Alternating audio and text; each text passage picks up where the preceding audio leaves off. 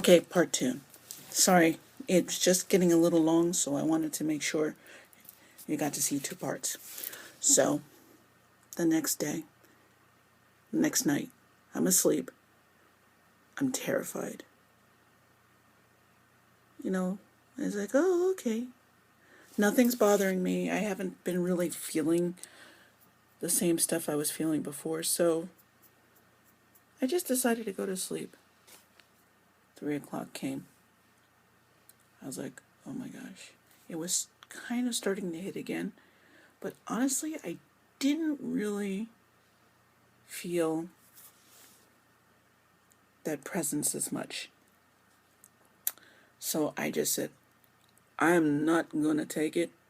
I'm not going to allow it to do it. So I just said, I'm going to sleep. Forget it. Good night. Done. So I was asleep. In the dream, it sort of started happening. I realized I wasn't exactly asleep.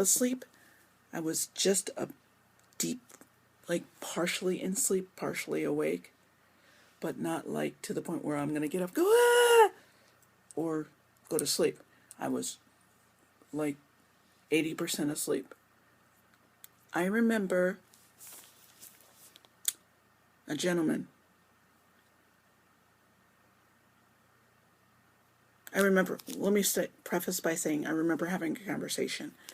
The gentleman who was having the conversation with me, the best way to describe him is like if you saw images of the Amish, minus the jacket, the white shirt, the black suspenders, and the black pants and the hat.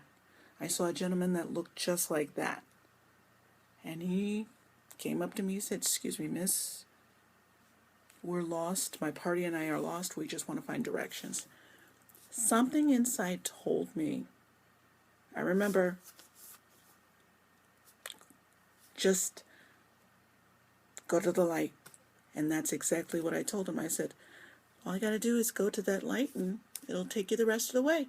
He's like, well, are you sure? And I'm like, yeah. And I remember having this long, lengthy explanation saying, go ahead. That's the path you need to take. Just keep going that way and you should be just fine. And he's like, okay. He's like, thank you. Thank you kindly. We've been looking a long way and we'll follow it. And sure enough, they went that way. And I remember before they left, they thanked me, and then they went along. Now, mind you, it wasn't just him. I said his party. It was him. And honestly, it was like a wagon train. But it seemed to not just, he just seemed to be the only man. There just seemed to be women and children and just following along in a wagon train, just following along.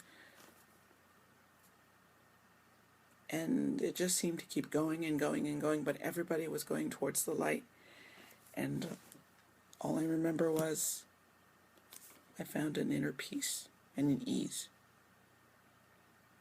And it never happened again. We stayed in that apartment for another few months to a year, and then moved up to the bigger apartment in the same building. Never had a problem with it again. That was my story. I know it may not be a big deal, but honestly, I had never been so terrified in all my life. And just the thought of opening my eyes and just imagining what I could have seen. To this day, I still can't imagine beyond what I imagined what I would have seen. That's how terrified I was. And that's my ghost story, so tell me yours. I will do another video another time about a happier kind of ghost story, a happier kind of happening. But that was my ghost story. I remember when I thought about it, I thought, oh my God, I had just had a ghost story. I thought it was the coolest thing in the world. I still do.